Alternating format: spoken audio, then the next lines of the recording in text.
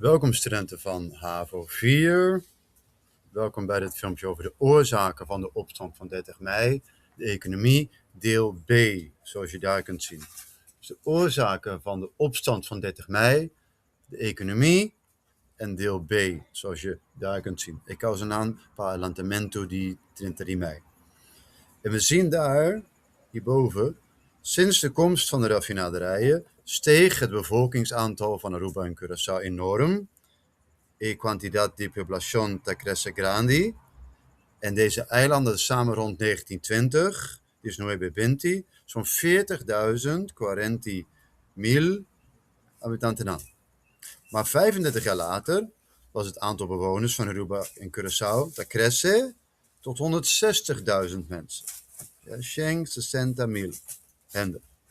Gestegen noemen we dat in het Nederlands. Gestegen is accresce, gegroeid.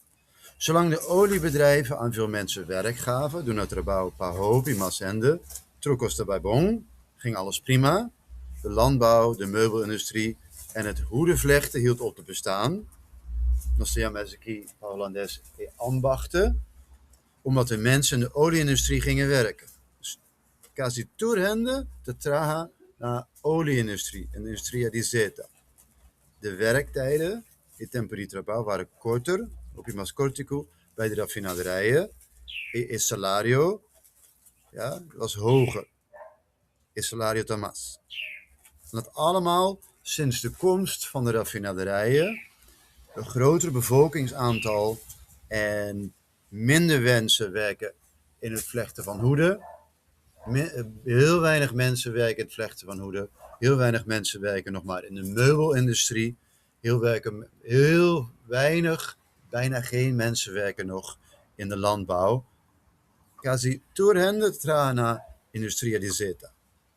En de werktijden waren korter bij de raffinaderijen en het loon, het salario, was hoger. Laten we kijken naar een paar vragen die ik met jullie wil bespreken. Dat is vraag 4, pergunta 4 en pergunta 6. Vraag 4. Leg uit, significa explicar, dat de ontstaande eenzijdigheid, heel belangrijk woord, eenzijdigheid van de economie op Curaçao en Aruba, de problemen in de jaren 50, años 60, años 50, más grandi het probleem aan. Die maakten deze problemen nog groter. Kijk het uit contestar. In de loop van de jaren waren de eilanden afhankelijk, dependiente geworden van de industria di zeta, de olieindustrie. Toen er bij veel mensen hun werk verloren, was er niet genoeg werk in andere bedrijfstakken, andere bedrijven, andere compagnieën aan, om dit op te vangen. Dus mensen verloren hun werk en er was eigenlijk geen ander werk. Dus toen er veel mensen hun werk verloren, perderam trabalho, was er niet genoeg werk in andere bedrijfstakken om het werk op te vangen. La pergunta 4. Die pergunta 6. Leg uit, explica, aan de hand van de begrippen ontwikkelingshulp, meerjarenplan, toerisme en belasting, impuesto, hoe de overheden, de overheid van Europees Nederland, de overheid van Antillas Hollandes, de Nederlandse Antillen en het eilandgebied Curaçao de problemen van Curaçao probeerden op te lossen. Hoe deden ze dat? Nou, dat zien we dus hierboven. Voor de problemen die waren ontstaan door ontslagen, keert kita voor die trabalho. In de olieindustrie kwamen de overheden met ontwikkelingshulp. Een palabra hoop más importante. Deze ontwikkelingshulp werd vastgelegd, want dat is aquí, in een meerjarenplan. Die zie je daar ook.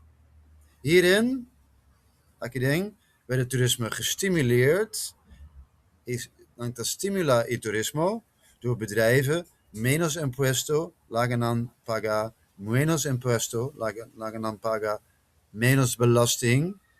Dus hierin werd het toerisme gestimuleerd door bedrijven minder belasting te laten betalen. Ik hoop dat het weer een duidelijk